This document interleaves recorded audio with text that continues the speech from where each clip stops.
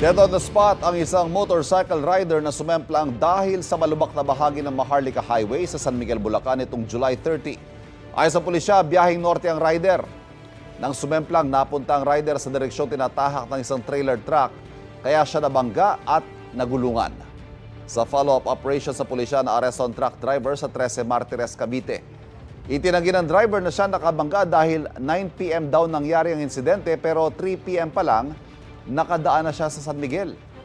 Sabi ng ilang residente sa San Miguel, marami pang ibang motoristang na-aksidente dahil sa mga lubak sa Maharlika Highway. Paliwanag ng Bulacan 3rd District Engineering Office, Marso pa sila nagsimulang magkumpuni pero naantala dahil sa masamang panahon. Flood control ang nakikitang pangmatagalang solusyon ni Bulacan Governor Daniel Fernando.